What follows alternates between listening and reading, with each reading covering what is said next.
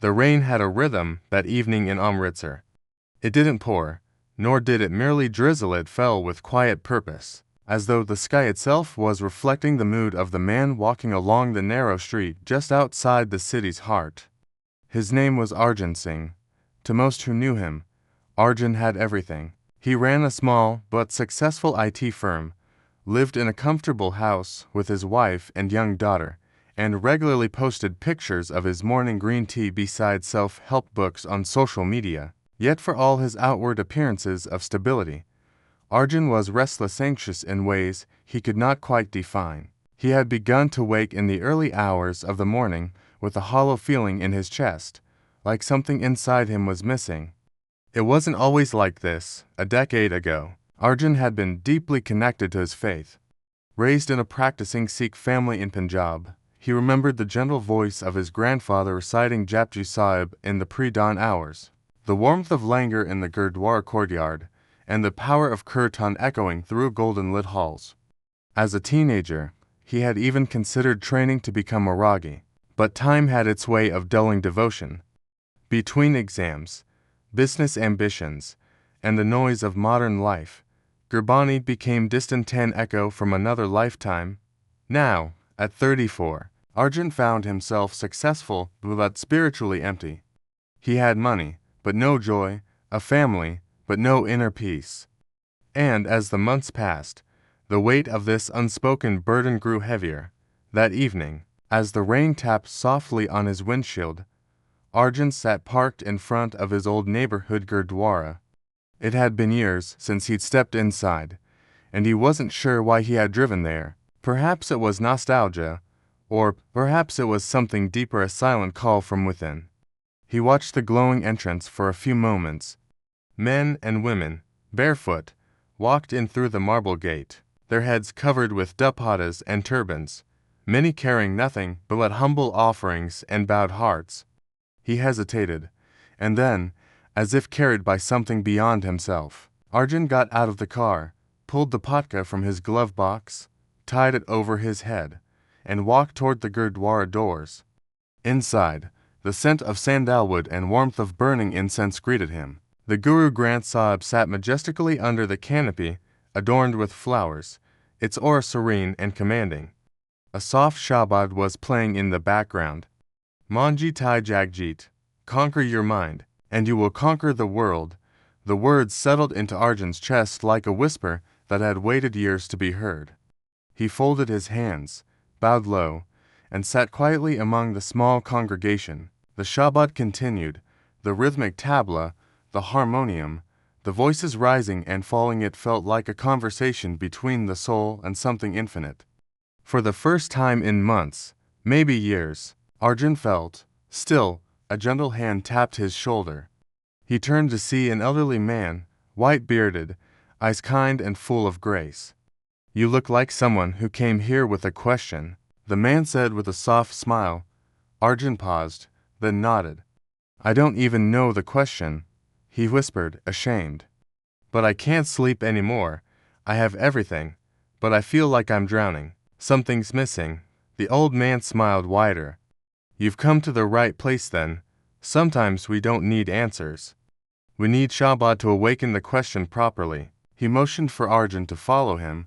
They stepped into a smaller room beside the main hall, a simple space, with a few benches, bookshelves lined with gutkas, and a low table where langar chai steamed gently in steel kettles. My name is by Guru Granth Singh, the elder said, handing Arjan a cup. This room. This is where seekers sit. Seekers. Those who know they are missing something. Those who feel the call but don't yet know the path. Arjan sipped the chai, warm and slightly sweet. I used to read Bani when I was young, he said. Japji Sahib, rare as Sahib, but now, I don't even remember most of it. Life got busy, Guru Granth Singh nodded.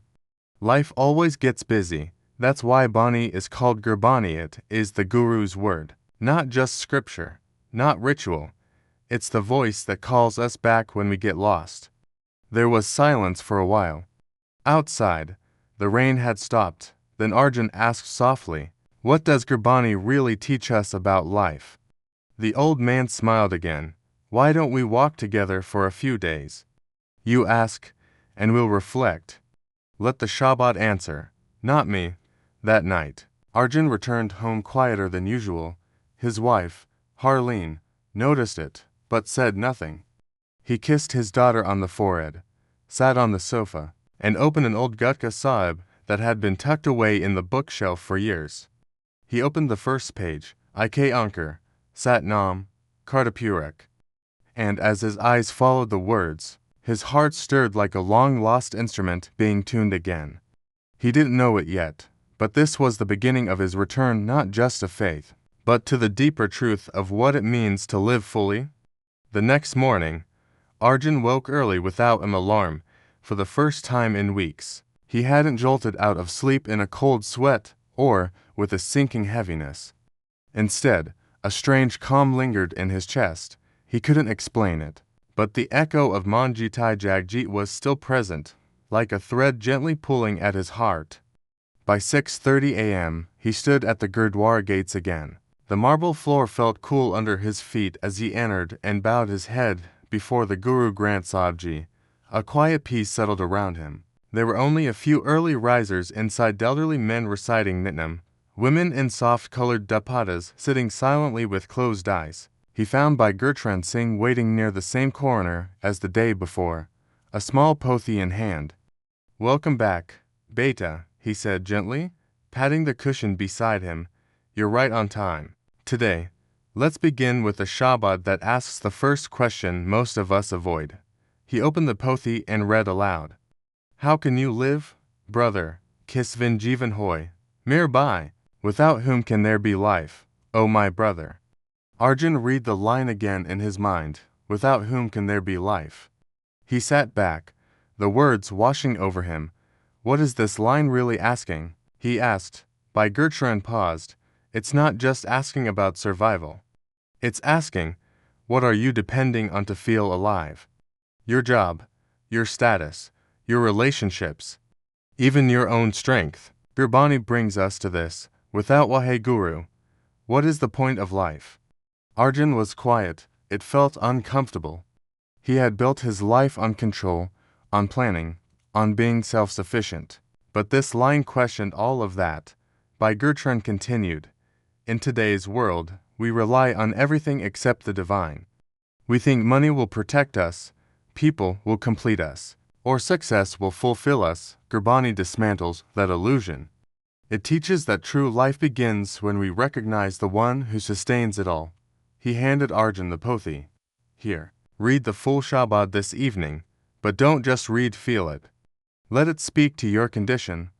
Later that day, Arjun sat in his office, trying to focus on emails and client proposals, but his mind kept drifting back to that line, "Without whom can there be life?"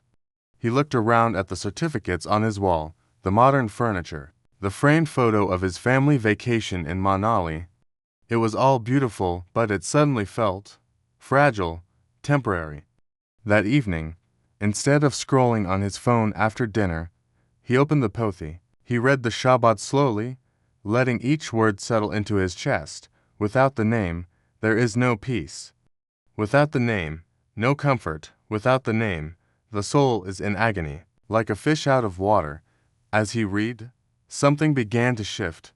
Gurbani was not speaking in metaphors, it was speaking directly to his heart. The fish out of water wasn't poetic drama, it was him. He had been gasping in the material ocean of life, without realizing that the divine presence was the true oxygen his soul longed for. The next morning, he returned to the Gurdwara again. "I think I understand now," Arjun said as he joined Bhai Gurtrand. "I always thought Gurbani was about religion, about rules. But it's showing me myself."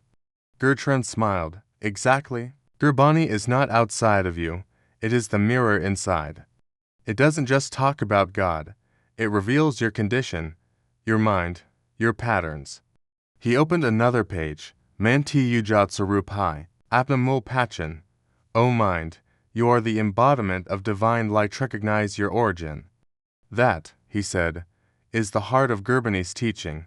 You are not broken, you are not empty, you are not lost, You've just forgotten? That line struck deeper than Arjun expected. Recognize your origin. His eyes welled unexpectedly. He didn't know why he wasn't sad. It felt like grief, but also relief, like coming home after being away for too long. He looked at Bhai Gurcharan, who didn't say anything more. He just let the Shabad work, and in that moment, Arjun realized something. He had spent years trying to fix his life by working harder, earning more, organizing his schedule, reading self-help books. But what he needed was to remember who he truly was, and Gurbani was showing him the way. Arjun began waking up early every day. Not to check emails or plan the day's tasks, but to sit in stillness at the Gurdwara, or in his quiet living room, where the early morning light touched the walls with a soft glow. Each morning began with a cup of chai, a small pothi of Japji Sahib, and a growing sense of peace. He didn't understand every word. Some lines of Gurbani were still hard to interpret. But Bhai Gurcharan Singh had told him, "Don't worry. Let the words work on your spirit, not just your mind." And they did. Some mornings, as he read the Mo Mantar, his eyes would close on their own, and a warmth would rise in his chest, not excitement, but a deep, grounded stillness. Ike Ankur, Sat Nam, Kartapurak. There is one Creator. Truth is His name. He is the doer of all. These weren't just lines of praise anymore. They were revelations. Ike Ankur was no longer a religious slogan. It was a lens, a reminder that all division, all ego, all duality was illusion. He had judged, compared, and separated all his life: me versus others, success versus failure, strong versus weak. But Ike Ankur reminded him, we are all one light in many forms. One morning, after Ardas, he asked Bhai Gurcharan, "Why do I feel like Gurbani is changing me without even trying?" The old man smiled. "Because that is the nature of the Nam. It doesn't fix you, it reveals you. It removes what is false. What you feel is not change. Arjun, it is remembrance." He paused. "Let me share another Shabad with you." He opened to Angi 832 of the Guru Granth Sahib Ji, and read, Nam Kedar Sadal Jant. All beings are sustained by the Nam. Nam Kedar Khan Brahman. The planets and galaxies are sustained by the Nam. This world runs on Nam. Arjun, Gurcharan said, "Nah, not on power, or technology, or money. Those things may build, but they don't sustain. When you reconnect with Nam by meditating, singing, serving, you are realigning yourself with the rhythm of creation." Arjun nodded. "So, Simran, it's not just a practice. It's like tuning an instrument." "Yes," Gurcharan said with a sparkle in his eye. "Your soul is the instrument. Simran is the tuning. And when your inner strings are aligned with the divine frequency, life begins to flow differently." That week, Arjun tried something new. Instead of escaping work stress with Netflix or social media, he began closing his office door for 10 minutes in the afternoon and quietly repeating Waheguru, Waheguru. At first, his mind was noisy, thoughts of deadlines and messages pulled at him. But after a few days, something started to shift. His breathing slowed, his thoughts softened. And for brief moments, the voice inside the voice that always whispered you're not doing enough, or you might fail, grew quiet. One afternoon, he opened a page of Sukhmani Sahib and read, Samar Samar Samar Sukh Pavo. By remembering the Nam, peace is found. He stared at that line for a long time. He had read dozens of business books promising peace. He had tried meditation apps, time management systems, and even therapy. But here was a simple instruction. SIMAR-remember ... remember the one. Again and again. And peace follows, not because life gets easier, but because you become anchored in something real. At home, his family noticed the difference. Harleen, his wife, told him one evening as they sat quietly after dinner, "You're more patient, like there's less tension around you." Arjun smiled. "It's strange. I feel like I'm doing less, but life feels more full." He reached for the pothi nearby. Gurbani, in telling me to escape the world, he said. It's teaching me how to live in the world without being of it. Harleen nodded thoughtfully. I've been feeling that pull too. Maybe we could start doing Restless Sahib together at night. His heart warmed. Nothing would make me happier. The next day at the Gurdwara, Arjun shared his realization with Bhai Gurcharan. Gurbani is practical, he said. I always thought it was meant for saints or saints in training. But now I see it's for people like me, businessmen, parents, everyday people trying to live better. Gurcharan nodded. Guru Nanak didn't go into the mountains to find God. He walked among farmers, shopkeepers, kings, and outcasts. Gurbani was spoken in markets and homes, not just in temples. He added, Gurbani doesn't demand that you leave life, it shows you how to sanctify life. That evening, Arjun sat in his study and wrote a note in his journal, a habit he had restarted. Gurbani teaches me that the answers to life are not out there. They are within me. Through remembrance, reflection, and surrender, I am learning to live, not just exist. Life doesn't become perfect, but it becomes peaceful. And peace is priceless. Weeks passed. What began as a quiet search had now become Arjun's daily rhythm. His mornings were for Nitnam, his afternoons held a few minutes of Simran, and his evenings often closed with Restless Sahib shared with his wife and daughter. But more importantly, his inner world had changed. He no longer woke with dread. The questions that had once plagued him, am I doing enough? Is this all life is? Had begun to dissolve. Not because he had all the answers, but because he had found a deeper center within himself. One day, after the morning divan, Bhai Gurcharan handed him a small card.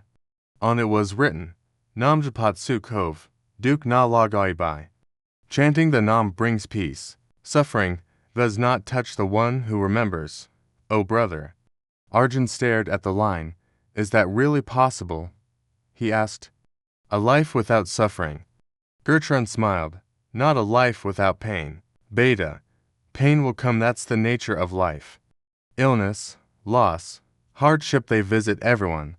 But Gurbani teaches you how to carry that pain differently, he continued. You can hold pain as a victim or as a student.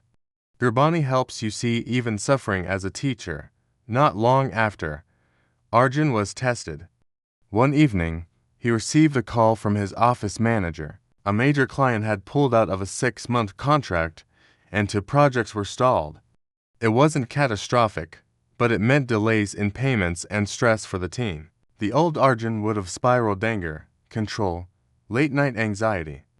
But this time, he did something different. He closed his laptop, sat down, and whispered quietly, Tirabana Mithalaj, sweet is your will, O Lord.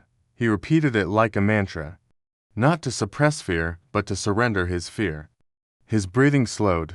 When he opened his eyes, he still had work to do, but he no longer felt helpless. He felt held. The next morning, he shared the experience with Bhai Gurcharan. I used to think faith meant praying for things to go my way, he said. Now I'm learning it means trusting whatever his way is. Gurcharan nodded. That is Hukam, the divine order. Gurbani doesn't just teach acceptance. It teaches alignment. When you stop resisting reality, you stop suffering so much. He read aloud, Hukme Ander Sabko, Bahar Hukam na koi. All are within his command. None is beyond his command. Everything, he said softly, even your struggles, are within the circle of divine love. As Arjun internalized these teachings, his outer life began to shift too. At work, he became more patient with his employees. He started holding weekly check-ins, not just for targets, but to ask, how's your heart this week? At home, he spent more time listening to his daughter's stories and fewer hours staring at screens. With Harleen, he shared not just logistics, but laughter, silence, and Gurbani reflections. On Sundays, he began volunteering at the Gurdwara not out of obligation, but gratitude. Washing dishes in the Langar Hall became a joy. Folding shoes at the entrance became a meditation. One day, while wiping tables after the community meal, a teenager beside him asked, Uncle, you look like someone who actually enjoys this. Arjun smiled. It's strange, isn't it? But when you start seeing the one in every moment, even cleaning becomes Seva. The boy nodded slowly. I've never thought of it like that. Arjun looked at him with warmth. That's what Gurbani does. It changes how you see everything. One evening, he found a Shabad that stirred something deep within. Bin Navai Duk Segal Sansar, without the name. The whole world is in pain, he wrote in his journal. I used to think my pain was personal, something unique to my life. But Gurbani shows me, the world is in pain because we've forgotten who we are. The Nam isn't just for saints, it's for broken hearts, restless minds, confused souls. When we remember, we return. And when we return, we heal. That night, he sat on the terrace under a quiet sky. The stars were faint but visible. A soft breeze moved the curtain behind him. He closed his eyes and whispered, Waheguru, Waheguru. And in that moment, he felt it not just peace, but presence. A presence greater than thought, stronger than emotion, yet soft as love. It wasn't a mystical vision, it was clarity. Gurbani wasn't just teaching him how to live, it was awakening in him the truth that life itself is divine. A few months had passed since Arjun first stepped into the Gurdwara searching for something he couldn't name. Now, that quiet searching had become a steady flame within him, a flame fed by Gurbani, Simran, and Seva. But more than any outward practice, it was the inner alignment that had shifted. He didn't just read Gurbani anymore, he walked with it. He breathed it. It had become his compass. One morning, as he walked alongside by Gurcharan after Nitnam, the elder asked him gently, You've been quiet today. What's stirring in your heart? Arjun smiled. I've been thinking about the world. How many people are wandering like I was, trying so hard to be successful, but still feeling empty. Gurcharan nodded. The mind is hungry, and it eats everything: status, validation, control. But only the Nam truly satisfies it. Arjun paused. Do you think I should share this? Not preach, not pretend to be a teacher, but just tell my story. Gurcharan looked at him for a long moment and then smiled. When a candle is lit, it doesn't shout, it simply shines. If Waheguru has given you light, beta, then share it not as fire, but as warmth. That evening, Arjun sat at his desk and began writing. But not for a client proposal, not for strategy. He began crafting his first video script for a new YouTube channel, Soul of Sikhism. He wrote about the pain of modern life, the illusion of control, and the quiet healing that Gurbani brings. He told his story honestly, how he found peace not by achieving more, but by remembering more. Remembering Ik Anchor in all. Remembering that Nam is the breath of the soul. Remembering that surrender is not weakness, but wisdom, that weak. He recorded his first video. His voice trembled a little, but his eyes were clear. Soon, comments began appearing. I felt this too. Thank you for saying it so clearly. This is what I needed today. Can you make a video about Simran next?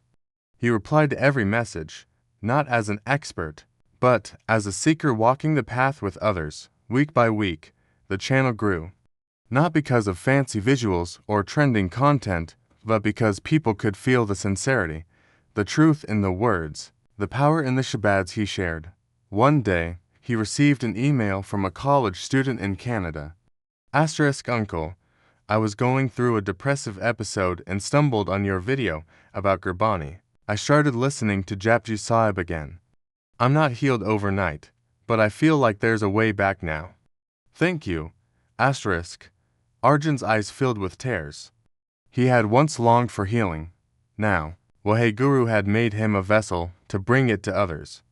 That Sunday at the Gurdwara, he sat with by Gurcharan again, this time with gratitude blooming in every breath. I used to think my life was broken, Arjun said quietly.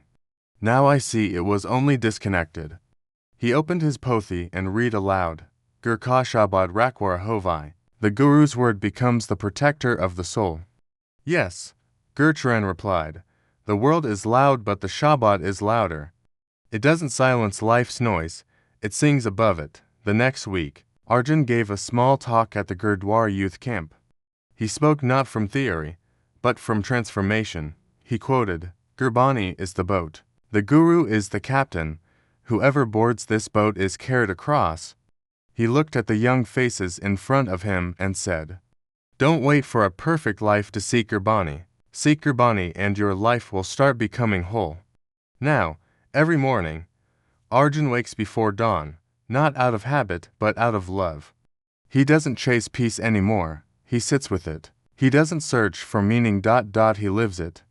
He doesn't fear life's storms, he trusts the one steering the boat. One night, as he stood on his balcony under the stars again, he whispered softly, "Waheguru, Waheguru," and in that whisper was everything. His pain, his peace, his story, his surrender. The path was never far, it had always been within, and now, he walked it step by step anchored in Gurbani, guided by grace.